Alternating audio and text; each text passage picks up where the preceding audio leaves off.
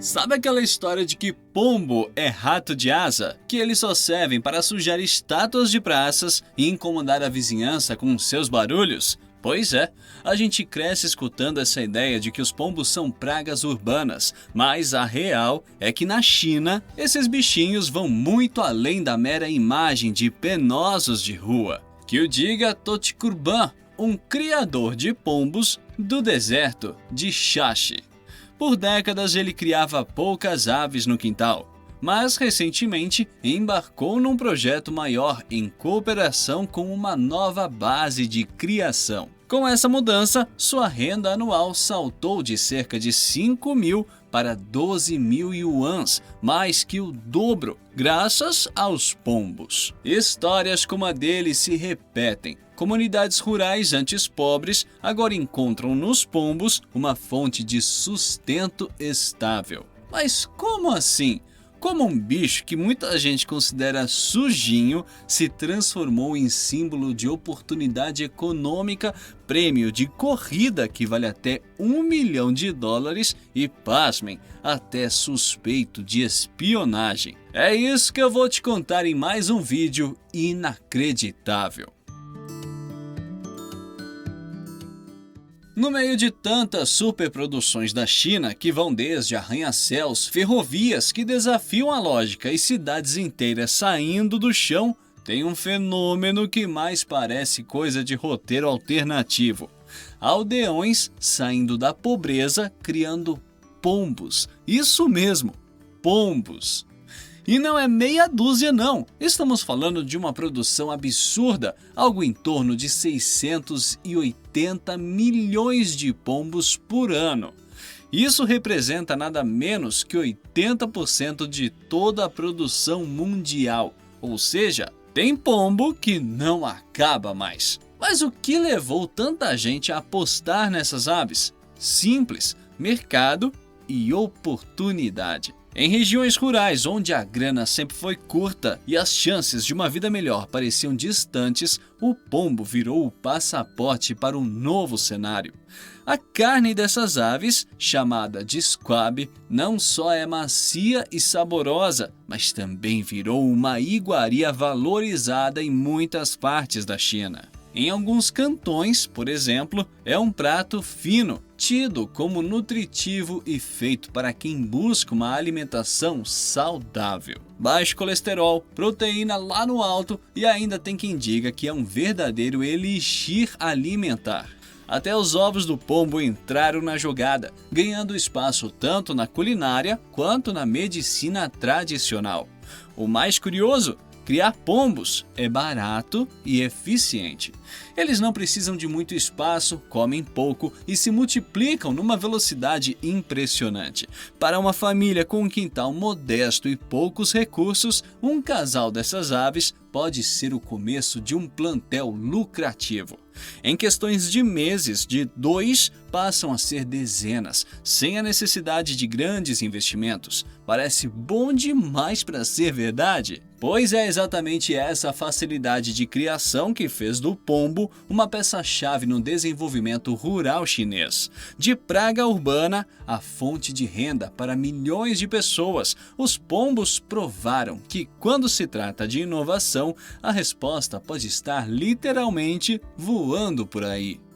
Agora pensa numa comunidade inteira apostando nessa ideia. Foi exatamente o que rolou em Shashi, um condado perdido lá no noroeste da China, na região de Xinjiang. Tudo começou com um fazendeiro chamado Totikurban, que criou pombos do jeito tradicional por décadas. A vida era apertada, sua renda anual girava em torno de 5.000 yuans, o que dava uns $750. Mal dava para o básico. Mas aí a história virou. O governo local resolveu investir pesado e despejou 20 milhões de yuans numa base de criação de pombos moderníssima, toda automatizada. Só que não parou por aí. Os agricultores foram chamados para participar, aprender novas técnicas e transformar a criação de pombos num negócio de verdade. Entre eles estava o senhor Totikurban, que já falamos. Pois bem, ele foi um dos que embarcou na oportunidade, aprimorou os cuidados com as aves, ampliou seu plantel e com isso viu sua renda mais do que dobrar, chegando a 12 mil yuans por ano. Pode parecer pouco para os padrões urbanos, mas para ele e sua esposa isso significou sair do sufoco da pobreza extrema. E a coisa não ficou só por lá. Vilarejos inteiros entraram na onda, transformando os pombos em uma verdadeira indústria local. A garotada começou a aprender a cuidar das aves, embalar ovos, processar carne. Caminhões refrigerados agora cruzam as estradas, levando essa produção para as grandes cidades. O que antes era só subsistência virou negócio de verdade. Os números são impressionantes. Em Luopo, outra cidade de Xinjiang, uma única fazenda tinha 23 mil filhotes de pombo sendo criados ao mesmo tempo. No país todo, como já vimos, centenas de milhões de aves são comercializadas todo ano e cada pombo vendido é dinheiro entrando no bolso dos agricultores. O impacto econômico? Gigantesco.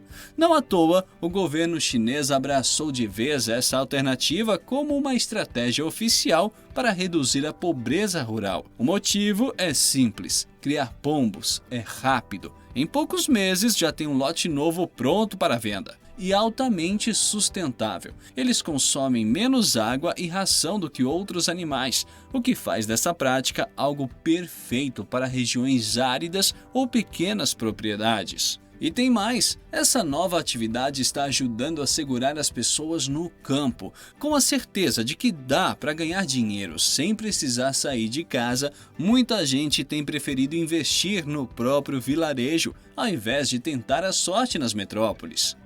No fim das contas, o humilde e improvável pombo virou peça-chave na luta contra o êxodo rural e na construção de uma economia mais inclusiva no interior da China. Quem diria, hein? Se hoje os pombos estão bombando, não é à toa. A relação da China com essas aves vem de longe, bem longe. Para se ter uma ideia, os chineses já criavam pombos há mais de 2000 anos. Lá na dinastia Zhou, entre os séculos 11 e 3 a.C., esses bichinhos já eram uma fonte valiosa de proteína, muito antes de frangos e porcos dominarem os criadouros. Com o tempo, os pombos ganharam um papel ainda mais estratégico. Viraram os correios alados da China imperial. Durante as dinastias Sui e Tang, entre os séculos 6 e 9, eles eram usados para levar mensagens militares a longas distâncias. E olha que a história deixou suas marcas. Até hoje, a língua chinesa tem a expressão Feiji Xuanshu, que significa literalmente entregar cartas por pombo-correio. Isso muito antes do Sedex, hein? Mas não era só o exército que se beneficiava dessas aves. Criar pombos virou passatempo da alta sociedade. Durante a dinastia Qing, entre os séculos 17 e 20, ter um viveiro de pombos exóticos era coisa de gente chique. Nobres e ricos de Pequim desfilavam com suas gaiolas trabalhadas, exibindo seus pássaros com orgulho. Esse hobby era tão popular que até ganhou o nome: carregar a gaiola e mostrar os pássaros. E se engana quem pensa que isso ficou no passado. Até hoje, nos becos tradicionais de Pequim, conhecidos como hutongs, é comum ver senhores cuidando de seus pombos e batendo papo sobre as proezas das aves. Agora, se tem um costume realmente único na China quando o assunto é pombo, são os apitos de pombo. Já ouviu falar? Pequenos apitos feitos de bambu ou cabaça são presos na cauda das aves. Quando o bando decola, o vento, passando por eles, cria um som mágico, como uma sinfonia nos céus. Tanto que chamam de o eco do paraíso, um dos grandes símbolos sonoros dos hutongs e das antigas casas de Pequim. Esse costume resistiu ao tempo e em 2021, na cerimônia do centenário do Partido Comunista, 100 mil pombos foram soltos sobre Tiananmen, muitos deles com apitos, criando um espetáculo de arrepiar. Mas nem só de tradição vive o pombo. Na China, ele também brilha na gastronomia. Em regiões como Cantão, a carne dessas aves é uma verdadeira iguaria. A cidade de Zhongshan, por exemplo, é famosa pelo pombo assado de Shiqi, prato tão tradicional que atrai turistas do país inteiro.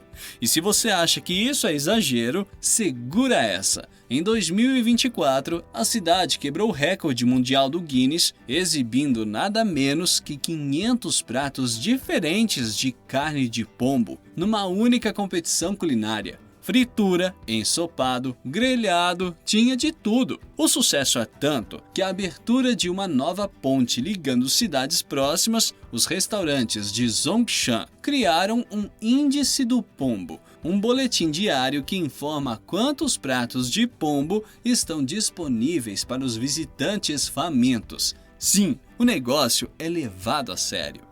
No fim das contas, essas aves vão muito além da economia. Os pombos fazem parte da história, das tradições e do paladar da China, seja nas festas populares, na memória coletiva ou no prato de milhões de pessoas. Até agora falamos dos pombos no prato e no campo, mas tem um outro universo que essas aves brilham. E dessa vez, a aposta não é no sabor, e sim na velocidade. Bem-vindo ao mundo das corridas de pombos na China, onde essas aves se transformaram em verdadeiras máquinas de competição. Pode parecer mentira, mas é real. Existe uma cultura esportiva gigantesca envolvendo corridas de pombos-correios, um evento que lembra as corridas de cavalo, só que com asas. E acredite, esse negócio virou coisa de milionário. Funciona assim: centenas, às vezes milhares, de pombos são levados de caminhão para um ponto distante. Todos eles têm um microchip na pata para registrar a chegada. Quando as gaiolas se abrem, as aves disparam pelo céu, voando quilômetros de volta para casa, guiadas apenas pelo instinto. O dono do pombo mais rápido ganha, e não estamos falando só de um troféu, mas de uma bolada em dinheiro. E bota dinheiro nisso! Só em 2015, os prêmios das corridas de pombo na China ultrapassaram 28 bilhões de yuans. Sim, bilhões. Existem corridas individuais com prêmios acumulados na casa do bilhão, e um único pombo campeão pode levar mais do que uma frota de carros de luxo.